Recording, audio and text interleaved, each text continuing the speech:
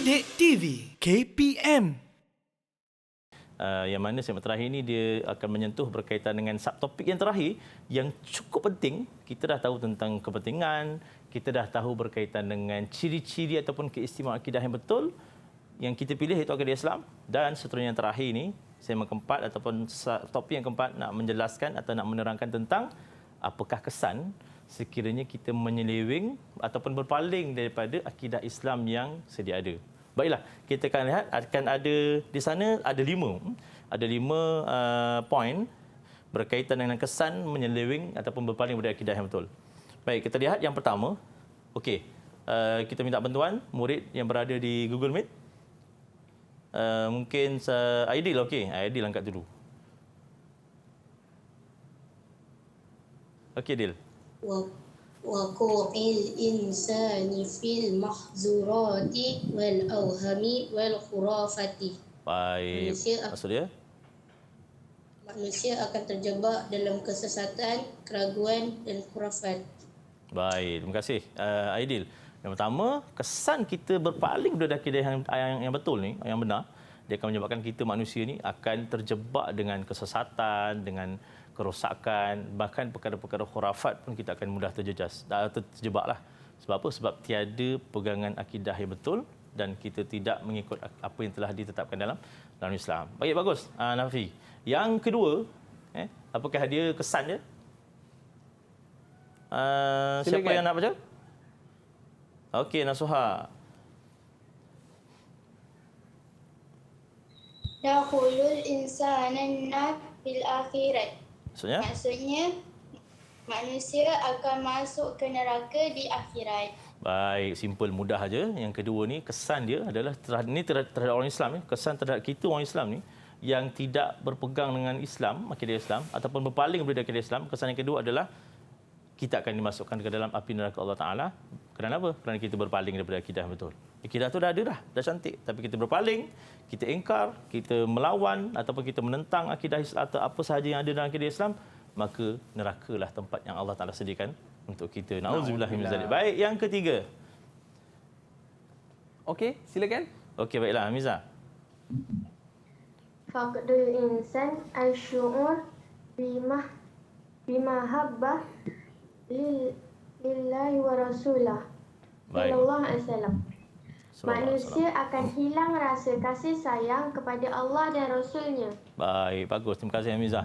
Yang ketiga, kesannya adalah faqd asy'ur ataupun faqd insan asy'ur bimahabbatillah wa rasulih sallallahu alaihi wasallam. Bila mana dia dah tak berpegang teguh dengan Islam, dah tak nak berpegang teguh dengan akidah yang betul ni, sebab akidah Islam ni dibawa oleh Allah, dibawa oleh Nabi SAW. Maka kalau kita tidak berpegang teguh dengan akidah Islam ni, berarti hilanglah rasa sayang kita kepada Allah dan Rasulnya. Baik, seterusnya yang keempat. Okey, Amirul. Tadi Amirul dah angkat tangan dah kan? Okey, Amirul, apa yang keempat?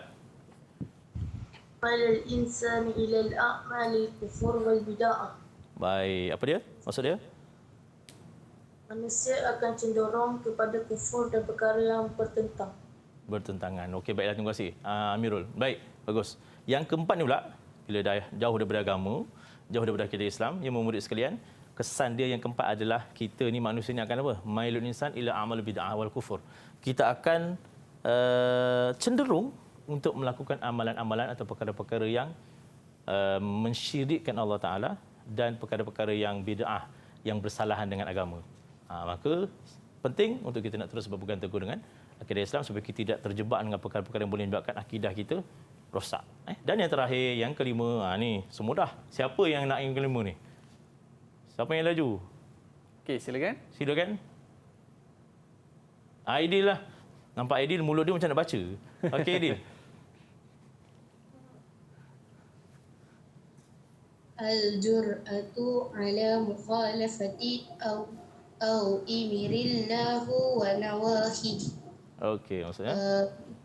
Maksudnya mendedahkan kita untuk melakukan perkara-perkara yang tidak sepatutnya. Okey, bagus. Okey, baik. Yang kelima, yang terakhir, kesan dia adalah al-jur'atu ala mukhalafati awamirillah wa nawahihi. Maka kita akan, kesannya akan menyebabkan kita ni menjebakkan diri ataupun akan terjebak dengan perkara yang bertentangan dengan perintah Allah Taala dan larangan Allah Taala. Maka sebenarnya cerita kalau kita lihat semua kelima-lima kesan ni, dia punya kesan tu semua adalah negatif.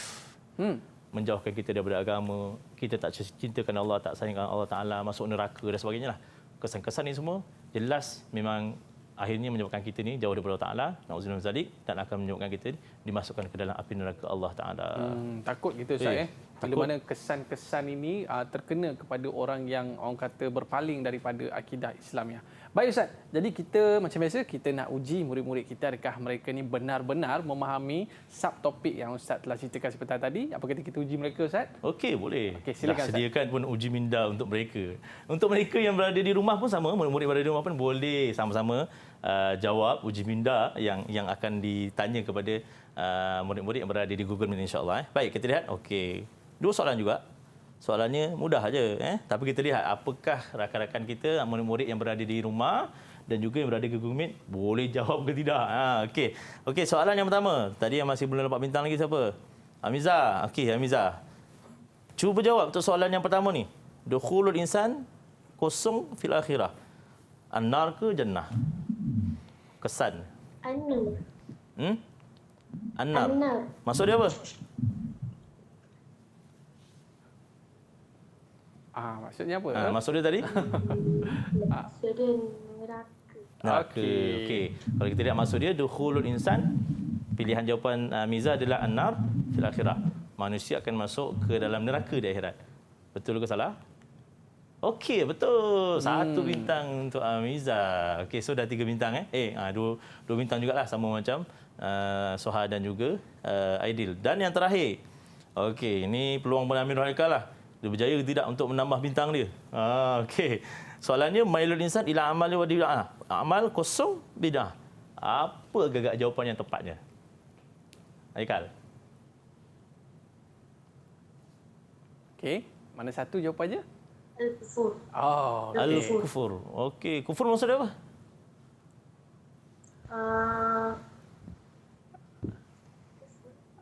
Syirik, tarik syirik. Syirik ataupun menduakan Allah, mempersekutukan Allah lah. Okey, kita lihat betul tak jawapan yang dipilih oleh Amirul Haikal? Okey, betul. Okey.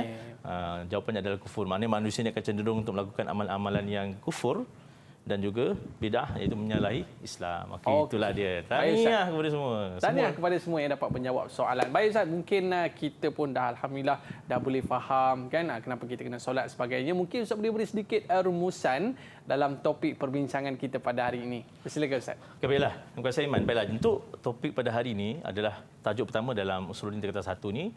Satu topik yang menerangkan dan menjelaskan berkaitan dengan bagaimana untuk kita nak mempegang dengan akidah yang betul, yang mana selama ini kita dah pun Islam. Kita masing-masing dari Islam, sama ada kebanyakan kita lahir ini sebagai lahir dari Islam. Lahir dari Islam.